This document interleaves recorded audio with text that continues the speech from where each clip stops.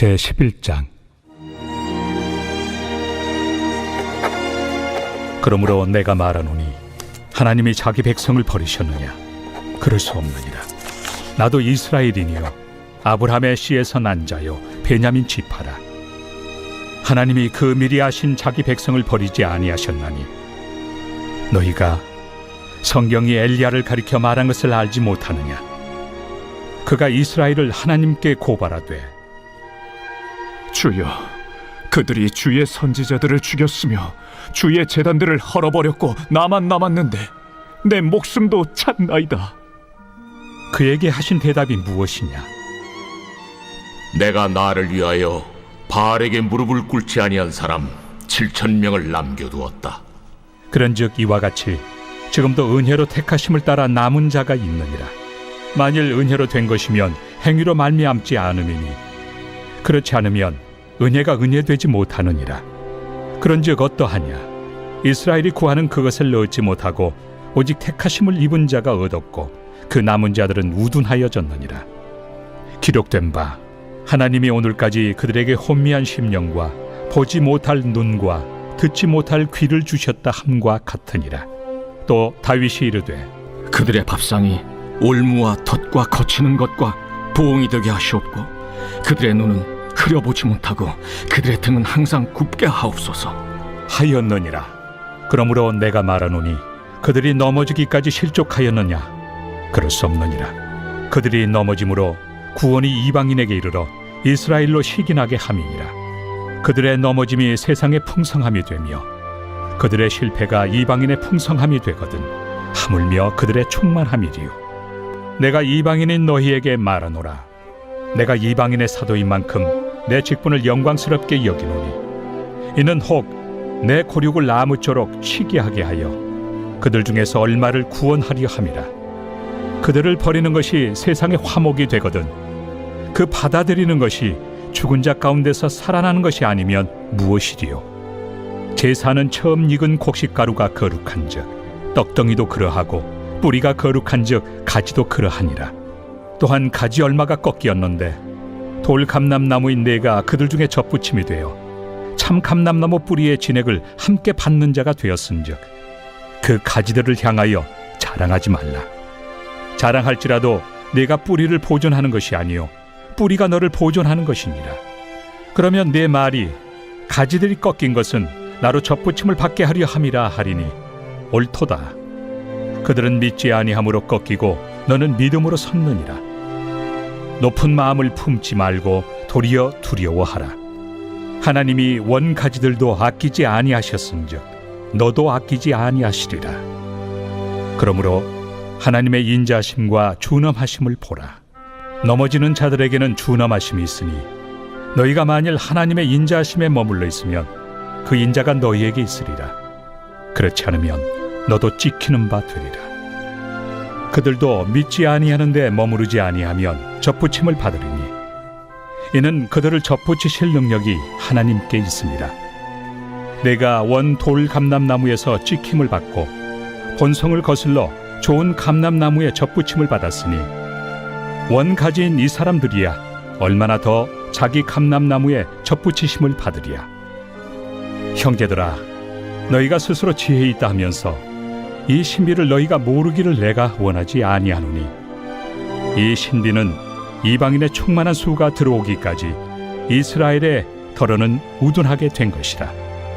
그리하여 온 이스라엘이 구원을 받으리라. 기록된 바 구원자가 시온에서 오사 야곱에게서 경건하지 않은 것을 돌이키시겠고 내가 그들의 죄를 없이 할 때 그들에게 이루어질 내 언약이 이것이라 함과 같으니라. 복음으로 하면 그들이 너희로 말미암아 원수된 자요 택하심으로 하면 조상들로 말미암아 사랑을 입은 자라. 하나님의 은사와 부르심에는 후회하심이 없느니라. 너희가 전에는 하나님께 순종하지 아니하더니 이스라엘이 순종하지 아니하므로 이제 긍휼을 입었는지라. 이와 같이 이 사람들이 순종하지 아니하니 이는 너희에게 베푸시는 긍휼로 이제 그들도 긍휼을 얻게 하려 하심이라. 하나님이 모든 사람을 순종하지 아니하는 가운데 가두어 두심은 모든 사람에게 긍휼을 베풀려 하심이로다. 깊도다. 하나님의 지혜와 지식의 풍성함이여, 그의 판단은 헤아리지 못할 것이며 그의 길은 찾지 못할 것이로다. 누가 주의 마음을 알았느냐? 누가 그의 모사가 되었느냐? 누가 주께 먼저 드려서 갚으심을 받겠느냐? 이는 만물이 주에게서 나오고 주로 말미암고 주에게로 돌아갑니다. 그에게 영광이 세세에 있을지어다. 아멘. AD 49년경에 로마에 살고 있던 유대인들은 이 글라우디오 황제의 추방의 명령을 받아서 모두 다 추방이 됩니다. 역사가들마다 조금씩 이견이 있지만 모두 다 추방된 것은 아니고 일부만 추방되었다라는 사람들도 있지만 많은 유방 유대인들이 그 당시 로마에서부터 추방되었다라고 학자들은 생각합니다. 정확한 추방의 원인은 사실은 알 수 없습니다. 그런데 많은 학자들이 생각하기를 예수 그리스도를 믿는 유대인들과 예수 그리스도를 믿지 않는 유대인들 사이에 일어나는 갈등과 소동 때문이었을 것이라고 많이들 추측합니다. 그 유대인 추방에 대한 이야기가 사도행전 18장에 등장합니다. 사도행전 18장 2절 말씀 제가 읽어드립니다.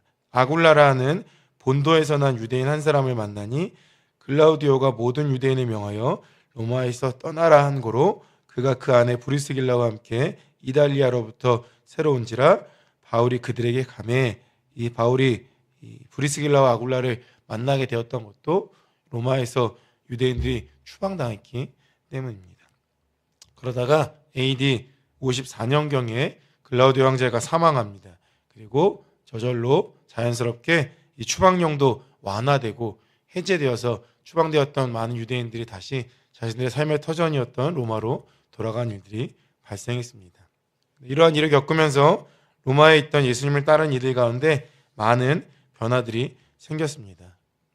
그동안 예수님을 따르는 그 무리의 주류 그룹이었던 유대인 그룹들이 추방되니까 당연히 이제는 그 자리를 이방인 그리스도인들이 차지하게 된 것입니다. 또한 예수님을 믿긴 했지만 여전히 율법을 의지하고 있던 유대인의 그 정체성을 버리지 못하는 유대인들에게는 복음의 그 능력이 점점 희미해지고 온전히 복음을 수용한 이방인 그리스도인 사이에서 그 복음의 능력이 영향력을 발휘하게 되면서 자연스럽게 유대인 그리스도인들은 더욱더 소외당하고 외면당하는 상황이 되었습니다. 물론 그런 소외와 또 그런 소외와 외면당함에는 그 율법을 너무 지나치게 고수하는 유대인들의 폐쇄적인 면 때문도 있었을 것입니다. 글라우디오 황제가 죽고 추방령이 점차 완화되고 해제되고 유대인 그룹들이 다시 로마로 돌아왔지만 이미 그들이 갖고 있던 영향력들은 모두 상실된 상태였습니다. 그리고 이방인 그리스도인들이 생각하기에도 이 추방당했던 유대인들은 마치 이미 돌아오긴 돌아왔지만 마치 그 복음을 거부했던 유대인들은 하나님의 저주로 받아서 유배를 당한 것이다라고 생각하기에 참 쉬운 충분한 그런 상황이었을 것입니다. 그리고 이렇게 생각했을 것입니다. 이제 하나님은 하나님을 거부하고 예수 그리스도를 거부하고 불순종하는 유대인들을 버리시고 우리는 새로운 백성을 택하셨다. 그게 바로 이방인들이다라는 생각을 어렵지 않게 했을 것 같습니다. 하나님이 하나님의 백성을 만드시고 하나님의 이 뜻을 이루어 가심에 있어서 이제는 새로운 백성들을 택해서 그 일들을 행하신다라고 스스로들 믿었을 것입니다. 그리고 마치 자신들이 믿는 종교가 자신들이 믿는 그 예수 그리스도를 향한 믿음이 이 유대 전통과는 상관없는 새로운 종교일 것이라고 생각하는 사람들도 있었을 것입니다. 그런데 오늘 본문은 무엇이라고 말하고 있습니까? 1절 말씀 제가 다시 읽습니다. 그러므로 내가 말하노니 하나님이 자기 백성을 버리셨느냐? 그럴 수 없느니라. 자기 백성. 2절에서는 미리 아신 자기 백성이라고 말씀하고 있습니다. 미리 아신 자기 백성이라는 것은 즉 미리 알고 계셨던 육신적인 이스라엘 백성들을 의미하는 것입니다. 바울은 확신하고 있습니다. 하나님이 이스라엘을 버리실 수 없다. 그리고 그 증거를 제시합니다. 첫 번째로는 바로 자기 자신이 그 증거다라고 이야기하고 있습니다. 왜냐하면 이방인의 사도로 복음을 선포하고 있는 자기 자신이 바로 육신적 이스라엘이라는 것이죠. 육신적 이스라엘을 정말로 버리시기로 작정하셨다라면, 하나님이 더 이상 육신적 이스라엘인 유대인들은 제외시키셨다라면 누구보다도 혈통적으로 아브라함의 자손임을 자랑했던 사도 바울이 어떻게 예수님을 믿는 사건이 일어날 수 있었겠습니까? 자기 자신을 보면 하나님은 그 유대인들을 버리지 않으셨다라고 확신할 수 있었던 것입니다. 또한 열왕기상 19장의 엘리야 이야기를 통해서 엘리야 때에 바울에게 무릎 꿇지 않은 7,000명을 남겨두셨던 것처럼 여전히 지금도 은혜로 택하심을 받은 남은 자들이 유대인 가운데 분명히 존재한다라는 것을 강조합니다. 많은 숫자는 아니지만 소수이지만 그럼에도 불구하고 은혜로 예수 그리스도를 믿는 예수 그리스도를 믿는 유대인들이 분명히 있었다는 것이죠. 바울이 이 엘리야의 이야기를 꺼내는 것은 참 적절하면서도 한편으로는 참 안타까운 마음이 듭니다. 왜냐하면 바울이 이 열왕기상 19장의 엘리야의 이야기를 묵상하면서 어쩌면 자신의 처지와 그때의 엘리야의 상황을 비슷하게 여기지는 않았을까 싶습니다. 바알 선지자들에게 대승을 거뒀지만 변하지 않는 이세벨의 그 죽임의 위협 속에서 겨우겨우 목숨만 건지고 도망쳐서 깊은 우울감을 갖고 하나님 앞에 나아가 나 하나만 남아있습니다라고 고백했던 그 엘리야의 마음과 또 예수 그리스도의 승리를 선포했지만 돌아온 것이라곤 동족들의 핍박과 거절 속에서 나 하나만 남았다고 느꼈을 것 같은 그 바울의 심정이 어쩌면 같은 마음이 아니었을까 싶습니다. 아마도 바울 역시 깊은 우울감 속에서 그 말씀을 더 묵상했을 것이고, 그리고 그 가운데 남은 자들이 여전히 있다라는 그 말씀이 지금도 동일하다는 것을 깨닫고 힘을 낼 수 있었을 것입니다. 바울 당시에도 여전히 분명히 유대인 그룹, 기독교인 그룹은 소수 그룹이었지만 유대인 그리스도인들이 존재했습니다. 그리고 그들이 그리스도인 된 것은 그들이 유대인이라는 그 정체성과 율법 때문에 된 게 아니라 전적인 하나님의 은혜의 택하심이었던 것이죠. 바로 그것이 하나님이 미리 하신 자기 백성들을 결코 버리지 않았다는 그런 분명한 증거였습니다. 하나님이 유대 백성들을 버리지 않으셨는데 그 누가 지금 유대인들이 예수 그리스도를 거부하고 있다고 해서 유대인들을 향해 하나님이 저주받아 하나님께 버림받은 백성이라고 여길 수 있단 말입니까? 그 누가 유대인 그룹들을 이제 하나님의 버림받은 백성이라고 얘기하면서 그들을 소외시킬 수 있단 말입니까? 하나님이 유대인들을 버리지 않으셨다고 말하는데 그 누가 그들과 높은 벽을 쌓고 교류를 하지 못할 자들로 여길 수 있단 말입니까? 사도 바울은 로마서를 통해 하나님이 유대인과 이방인을 초월한 그 유대인과 이방인이 새롭게 결합된 새 이스라엘을 창조하셨음을 계속해서 선포합니다. 이제 거기에는 혈통도 민족도 성별도 신분도 그 어떤 차별도 없는 단일한 하나님 나라의 가족 공동체만이 남는다라고 선포합니다. 그런데 어찌 이방인 그리스도인 그룹들이 유대인 그룹을 향하여 저주받았다고 추방당했다고 새로운 이제는 하나님 백성들을 선택했다라고 서로 외면할 수 있고 소외시킬 수 있단 말입니까? 유대인들은 또 마찬가지입니다. 어찌 율법 때문에 이방인들과 멀리할 수 있으며 이방인들은 또 어찌 유대인들이 버림받았다고 소외시킬 수 있겠냔 말입니다. 그런데 이런 일들은 비단 로마 시대 당시에 유대인 그룹과 이방인 그룹에서만 있었던 사건들은 아닙니다. 우리에게도 참 이런 일들이 너무나도 많습니다. 우리는 참 너무나도 쉽게 하나님께 버려지는 자들처럼 상대방들을 소외시키고 단절하는 일들이 많이 발생하는 것 같습니다. 수많은 인간의 기준으로 장벽을 쌓아서 마치 이제는 우리가 하나님이 택한 그런 부류의 사람들이다, 그런 주류의 사람들이다라는 그런 착각 속에서 높게 벽을 쌓고 마치 우리만 진짜 하나님 믿는 사람들인 것처럼 여기고 착각할 때가 참 많은 것 같습니다. 하나님이 버리지 않으시는데 우리 스스로 마음의 벽을 높이 세워 단절하고 소외시키는 일이 있다라면 자기 백성을 버리지 않으시는 하나님 아버지의 마음을 함께 품게 되기를 축복합니다. 목회자가 되면서 성도이기 이전에 참 느끼지 못했던 수많은 이 벽들이 높게 쌓여져 있다는 것을 참 많이 느낄 때가 많습니다. 교단과 교단이 서로 교류하지 않고, 그리고 때로는 교회가 서로 경쟁하면서 마치 보이지 않는 벽이 있는 것처럼 행동하고, 참 목회자가 되면서 성도일 때는 전혀 알지 못했던 그런 수많은 장벽들을 느낄 때가 너무나 많습니다. 그러나 우리가 정말로 예수 그리스도 안에서 은혜로 택하심을 받았더라면 하나님은 우리 말고 다른 이들도 은혜로 택하실 수 있다는 사실을 우리는 늘 기억해야 합니다. 오늘 우리가 하나님의 은혜로 이 자리에 나와 하나님의 백성이 되어 기도하는 것은 우리의 뛰어남과 우월함과 잘남 때문이 아닙니다.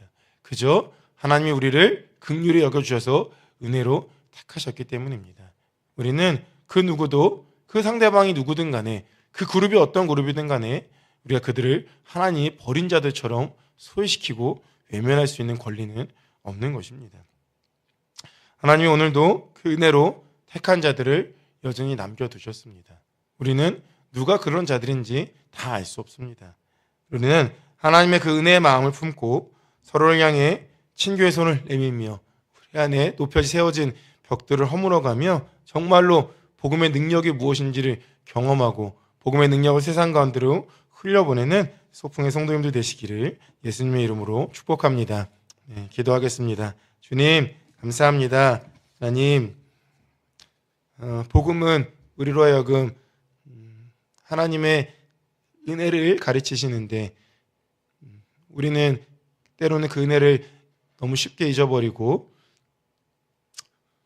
이방인과 유대인들이 서로 주도권 싸움하며 장벽을 세웠던 것 같은 모습으로 살아갈 때가 너무나 많음을 고백합니다. 주님 긍휼히 여겨주시고 복음의 능력을 우리가 쉽게 경험할 수 있게 하여 주시옵소서. 그래야 정말로 그 복음의 능력이 장벽을 허물며 하나님 소외된 자들을 하나 되게 만들고 막혔던 그런 친교의 그런 손길을 내밀게 했던 것처럼 주여 우리 안에 그런 복음의 능력이 나타나서 마치 보이지 않는 벽을 세워서 우리만 하나님의 백성인 것처럼 그렇게 착각하지 않게 하시고 그런 교만을 우리 가운데서 멀리하게 하시며 정말로 우리 안에 그 복음의 능력을 흘려보낼 수 있는 자들이 될 수 있게 하여 주시옵소서. 그리하여 유대인과 이방인이 하나 되어 하나의 새 이스라엘이 창조되었던 것처럼 주여 우리도 그 창조 가운데로 부르심 받았사오니 더 많은 이들 가운데 은혜의 복음을 전달하며 주여 은혜의 복음으로 흘려보내는 귀한 하루가 될 수 있게 하여 주시옵소서. 감사하며 예수님의 이름으로 기도합니다. 아멘.